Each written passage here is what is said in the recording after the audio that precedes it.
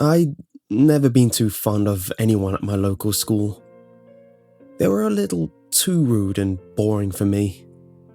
You see, I grew up in a small area with not many people interested in art like I am, so I had to venture off from home and found myself attending a pretty rural art college. It's sort of like a normal university, except it's full of big-headed people. Now, the only reason why I'm here is because I've always wanted to be an illustrator, a children's book designer of sorts. I'd always taken a keen interest in children's media and classic books, such as the Arthur series. So, when I was sent to live at this college, I was taken back when I realised a lot of the other students here were all fine artists. You know the kind. The ones who like to splatter paint on a canvas and claim it's art. I'm not really big on that sort of thing, but I didn't question it. I settled into the new place pretty quickly. I was sharing a dorm with a few other students. There was myself, a graphic designer named Josh, a film/animator named Lily, and there was one more guy called Daniel. Daniel was one of those fine artists I just described to you. His room was decorated with photographs of distorted women, and he always had weird music playing too. It was sorta like trippy 60s music. He also liked to smoke, so his room always smelled like an old ashtray. It was pretty gross, but he was a nice guy and we all got along well enough. We soon became a tightly packed group of friends. It was the start of a new term for all of us, and we all came back from home after spending the summer there. We all unpacked our things and started talking about what we had done over the summer. I went hiking with my stepdad. We went on some of those summer camps, replied Josh. I spent most of my time with my girlfriend. We watched films and went to watch some plays too, Lily said. She spent a lot of time whining about missing a sporty girlfriend, but we were glad they got some time together. I hadn't really done much worth mentioning. I did the usual stuff. I went out to parties and went on trips with my family. Nothing really that special. I was just about to pipe up and speak when I got interrupted. I spent my time at the dentist, we heard Daniel say. My father is a doctor of sorts, so he let me come with him sometimes and explore the hospital. My favourite place to visit was the dentistry. I got to touch and feel the teeth. It was cool. We all stared at him a bit confused. Were you even allowed to have strangers go into the hospital rooms, let alone play with the equipment? We didn't really care. We knew Daniel was that sort of guy anyway. He was known for getting into trouble for the sake of his art. That was always his excuse. We all spent our first couple of days getting to grips with our assignments. We all found out what we had to do. Naturally, I had to study some illustrators and just mimic their styles. Josh spent some money on a new Mac to do some more design tests, and Lily had to start playing about with claymation. It was a pretty nice vibe when we'd all be at our dorms talking and giving ideas. Well, at least it was nice, until Daniel would start insulting us. He'd never been the same since he came back from the summer break. He seemed more cold and distant. We assumed something must have happened to him over the break, so we decided not to press him on it. He never told us anything about his projects. In fact, he never even told us what the subject was. It was pretty normal for Daniel to be reserved, but never this much. At nights, he'd just make himself some dinner and then shut himself in his room, crank up the music and not be seen until the next morning. The rest of us would go out places, like go bowling or down to a local gig.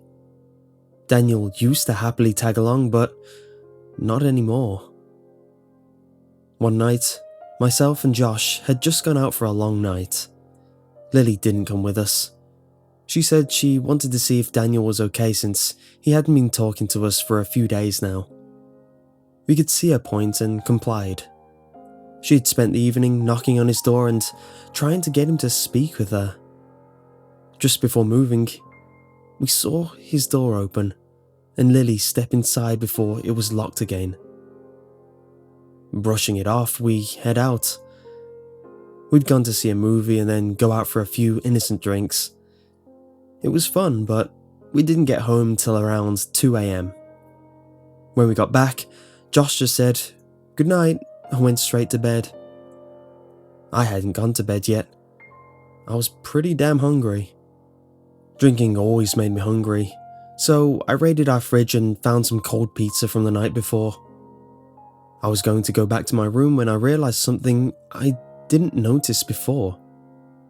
Daniel wasn't in his room, and Lily wasn't in hers. Due to Daniel's strange new behaviour of locking himself in his room until early hours, and Lily never went anywhere without texting us, this was pretty weird. I went over to his door and gave it a knock, and sure enough, the door just opened right up. It wasn't locked or anything. I assumed he and her had gone out with some of his Ponzi art friends, but it wasn't like Daniel to leave his door open like this. I've always been a bit nosy, so I stepped inside to see if there was any signs that he had gone somewhere. His keys were gone, his jacket was gone too, but he left his wallet on his desk. The other thing that was odd was that he'd left his laptop on his bed, and it was still on. The screen was still lit up. Curiosity got the better of me. Perhaps this could be my chance to find out about his art project he'd been hiding. I mean, Daniel was a fine artist, so it could have been anything. I noticed that he had a USB plugged in, and 2 files on the screen. One was called Dentist Photos, and the other file was a singular image named Teeth.jpg. I clicked on the Dentist Photos file, and there was just pictures of people's teeth and plastic molds of teeth. It was nothing interesting. I clicked back off the file and decided to check out Teeth.jpg. The image would be forever burned into my brain. It startled me so bad that I slammed the laptop shut, shaking as I sat back. I wasn't sure if I wanted to lift the screen again, but I knew I had to or Daniel would know someone touched his laptop. I lifted the screen again, staring at the image for a brief moment before clicking away from it nervously. I then made a decision. I needed to show this to Josh and Lily in the morning. This was seriously messed up. I mean, I knew that Daniel was an artistic kind of guy, but this was just insane. I quickly bolted back to my own room and scoured for my USB drive. I eventually found it and darted back to Daniel's laptop where I copied the image onto my USB. I stared at the image for a little while longer. I was trying to dismiss the image as a mere photo manipulation, but there was just something so wrong about it. Perhaps it was the black, soulless eyes, or the fact that whoever or whatever this creature was pulling up its mouth in such a weird and disturbing way. It almost looked forced, like whoever this creature was forced to pose in this way. I shook it off as a mere thought and fixed up the laptop so it didn't look tampered with before I went back to my own room. Soon enough, I heard our front door open. Then, the sound of footsteps. Then Daniel's door locking. Daniel was back home, but there were no signs of Lily. The next morning, I waited until Daniel had gone out for one of his lectures, and since it was a Friday, Josh and I had the morning off. I decided now would be a good time to show Josh the image. I asked him if he wanted to see what Daniel had been hiding from us, and he confusedly but also eagerly said yes. I brought my laptop into the living room and loaded up my USB and opened the image for both of us to see. Josh's expression fell into shock before he spluttered. What the hell is that thing? I could tell just by his reaction that both of us were thinking the same thing. This couldn't have been an art project image. There is no way that this would pass as a fine art piece, would it? I mean, sure, art can be creepy at times, but I can't imagine his teachers would appreciate such a creepy and disgusting image. I know that Daniel can be a creepy guy, but this isn't right. We've got to show Lily that... We both cut off one another. We paused briefly before looking at one another in confusion. Where was Lily? I realised that she hadn't come back with Daniel last night, and neither of us had seen her that morning. When I explained to Josh what I did last night, he began to worry. Lily was never the kind to just sneak off and not tell anyone. I picked up my phone and began to ring her mobile. For a while, there was silence. Then, just from Lily's room, we heard a faint buzzing sound. Josh got up and walked into Lily's room rather quickly. He'd never been one to go into girls' rooms, and came back out holding Lily's phone in his hand with a worried look on his face. Lily was gone, and we had no way to get a hold of her. But maybe she has just gone to a lecture and forgot her phone, I stuttered. Josh shook his head, chewing on his lip out of nerves. No, Lily doesn't have lectures on a Friday, remember? She'd normally at least say hello to us and take her phone. We know she lives on that thing. She never stops texting her girlfriend. He was right. Lily's life revolved around her phone, so we knew there would be no way she'd leave it. Suddenly, her phone lit up. Someone was calling her. We both looked at the phone, then back at one another, before Josh passed the phone to me. I brought it up to my ear before speaking. Hello? On the other end of the line, I realised it was her girlfriend that was calling. I recognised the husky voice. Ah, Lily, there you are. Thank God you're okay. You didn't text me at all last night or this morning. I thought something was wrong. I cringed a little bit, realising I had to break it to her that I wasn't Lily. As I spoke, I heard her girlfriend begin to get upset. She was breathing quite heavily, and I could hear the sniffling sound someone makes when they cry. I felt so bad for her, but perhaps she could be my chance to find out anything I could about Lily. What? Where is Lily? She hasn't spoken to me since last night. I thought she was just playing a joke on me, but now I don't know. I looked at Josh with a bit of a confused stare as he began to pace around a little bit. I put the phone on loudspeaker and asked her, "Why do you think Lily was playing a joke on you? Did she say something odd?" "Yes," her girlfriend replied. "She sent me one message at around 1:30 a.m. I looked at Josh, baffled, before I asked again, "What did the message say?" "Help me." I looked at Josh with wide and worried eyes. Lily would never pull a prank like that on anyone, let alone her own girlfriend.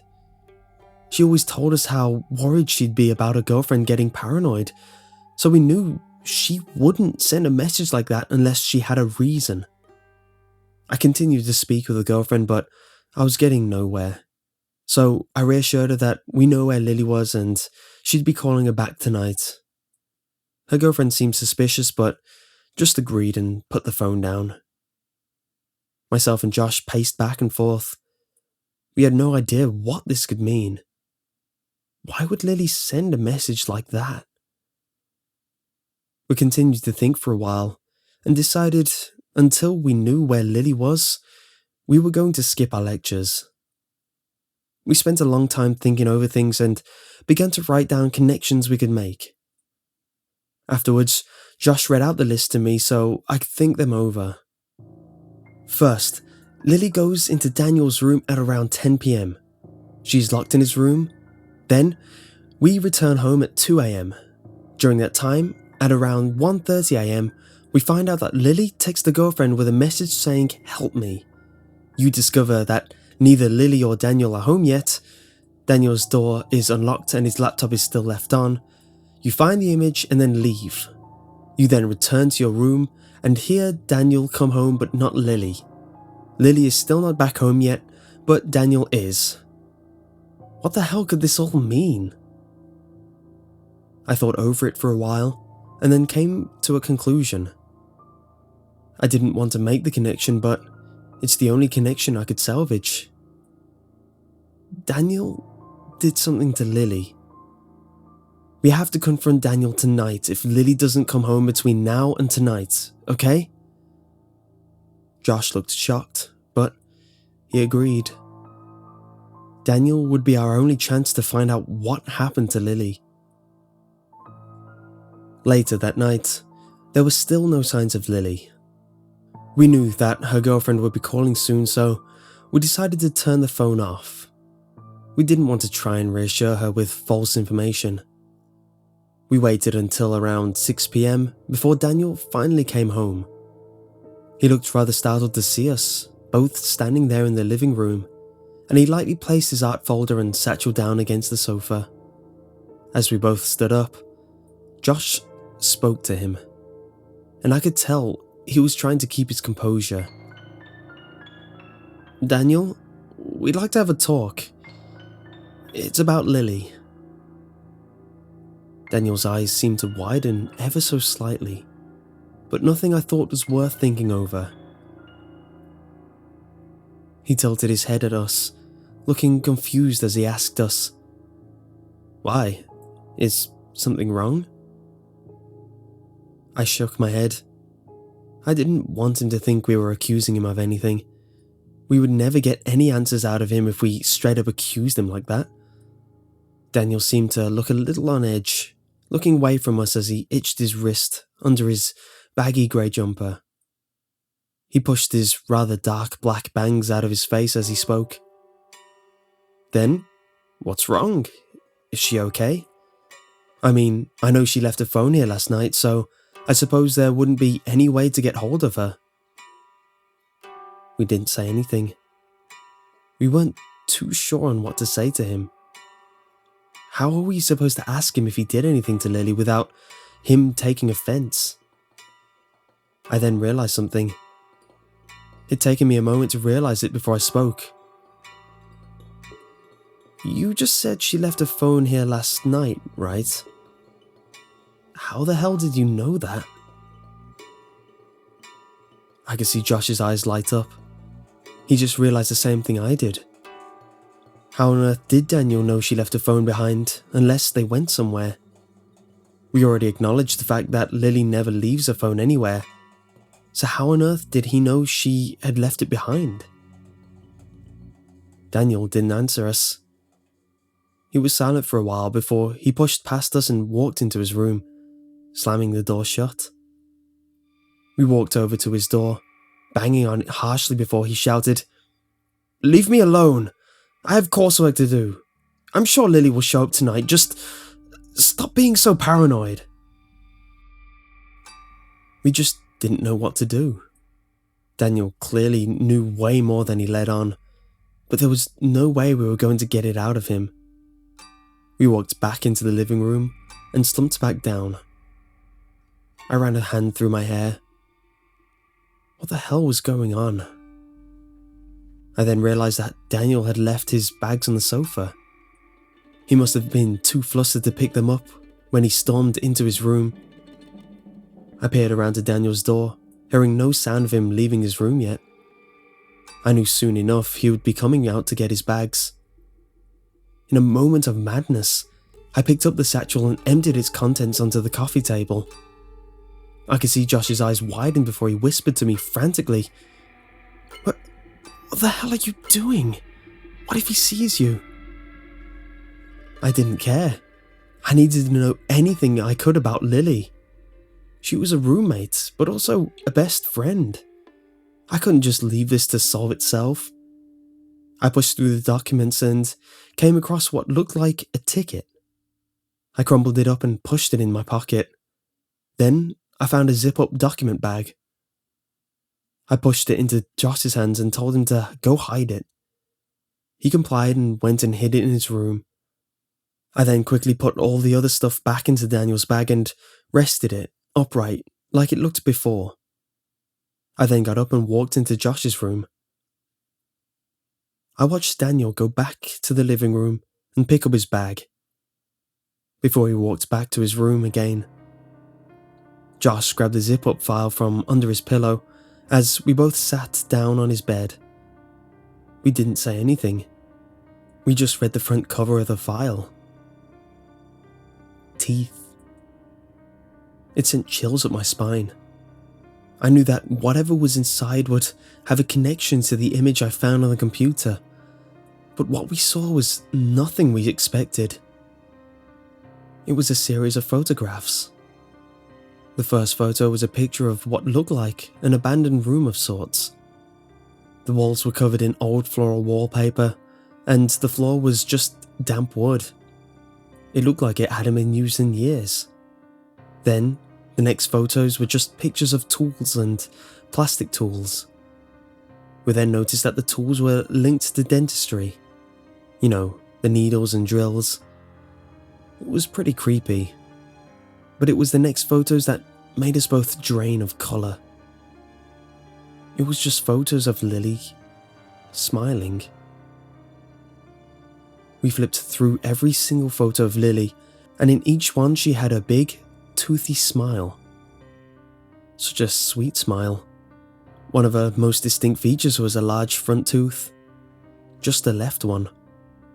We always found it cute, but now it was no laughing matter. We noticed on the back of the photographs there were labels, and each tooth on each photo was marked. There were notes on the photos that said things like remove or replace. It knocked Josh sick, and I was more terrified now than ever. We knew that we couldn't confront Daniel about these photos. It would get us nowhere. We sat in silence for a long time, staring at the photos with disbelief. I then remembered the ticket I found and stuffed in my pocket. I reached into my pocket with a shaky hand and pulled it out. Bringing to my vision, it read, Group Ticket 2, Location Station Road, Date 28th of the 9th, 2011, Time 11:34 p.m. We both looked at each other with firm gazes. It was just yesterday evening. We knew exactly what we had to do now. We had to find where Lily was. We never saw Daniel for the rest of the evening, and Josh had become incredibly paranoid. He asked if he could sleep in my room tonight, although I thought it was a bit awkward. I didn't mind. I mean, he was scared real bad, so I didn't want to leave him alone like that. When Josh was sleeping, I printed off the disturbing image for referencing. Then, I'd spent most of the night planning for the next day. I had already emailed our lecturers, letting them know we weren't going to show up because we felt sick, and I checked how far Station Road was. To my surprise, it was only an hour's drive away. So I figured we could take Josh's car up to Station Road and figure out the location where Daniel and Lily have been from there. The whole time, I kept staring at the Teeth.jpg image. A horrible thought crept into my mind. I didn't want to think about it, but it could have been a possibility. Was the person in the picture Lily? Every time I thought about it, I'd shake it off, telling myself I was just paranoid. But it would all add up. The timing, the photographs, it would all make sense. I didn't want to believe it, and I certainly wasn't going to until we found Lily. The next morning, myself and Josh got up around 6 a.m. We wanted to be out of the dorms before Daniel woke up, and we made sure to lock our own doors. We also decided to take Lily's phone with us. We didn't want to leave anything behind that would indicate that we were suspicious. We left the dorm room and got into Josh's car. I had brought a long and small bag of different things such as the photographs, a flashlight, a camera and a notepad with a pen. We loaded ourselves into the car and made our way towards Station Road. We were able to pinpoint it with my mobile GPS. When we got there, we found that we were in a rather abandoned looking area of town. The place was practically deserted. All we could see were tall, crumbling buildings and little empty houses. We took out the photo of the room and began to walk up to each little house. We pressed our faces to the glass to see if we could make out the floral wallpaper like the room in the photograph. We spent a good few hours doing this. Nothing. We were getting pretty angry at this point. We just wanted to get Lily back. Josh got so angry that he walked up to one of the house walls, kicking it harshly as he shouted from the top of his lungs, "Daniel, you asshole!" Just as he kicked the wall one last time, we noticed the wall began to tear, like paper. Josh looked down at his foot and realised he had tore what looked like a piece of painted paper away from the stone wall. He then began to rip away the remaining pieces of paper, only to reveal what looked like an outdoor basement. The doors were rusted and scratched, but we noticed that the metallic handle was clean, as if it had been tampered with. Josh looked over his shoulder to me, and I gave him a nod. I quickly took a photo of the layout of the basement-like thing. Josh then walked down to the doors and gave them a push. And to both of our surprises, the doors were simply blocked with a plank of wood, which Josh was able to push away with ease.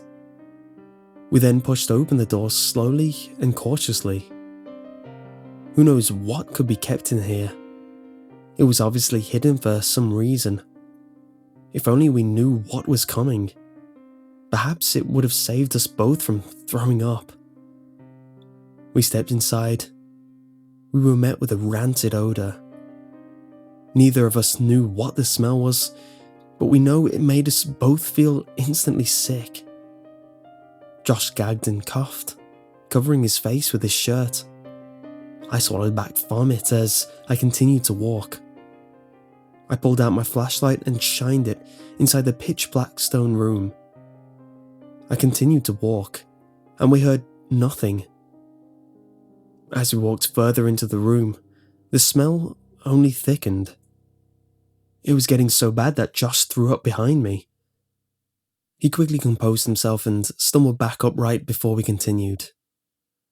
As I looked around the room, my eyes met with something on the floor that made my heart race and the flashlight drop from my grasp. It was Lily's knitted sweater.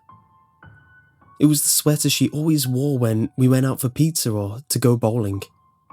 It was the same grey sweater with the same little torn thread on her sleeves where she would chew on it. I could see Josh from the corner of my eye. His eyes were just as wide as mine as the last of the colour drained from his face. I picked up the sweater, slowly, holding it in front of me when I noticed there was a large and thick bloodstain soaking all the way through the jumper. It started thick from the collar and became thinner as it went down the sweater. I was now the one to throw up. I collapsed onto my knees, puking heavily. I didn't know what to do. I didn't even know what to think. I soon maintained myself and stood up again, holding the flashlight as I put the sweater in my bag. Through blurred, teary eyes, I pressed on. I found nothing from where I was standing, and I heard a small light switch flicker on from behind me as a red light filled the corner of the room.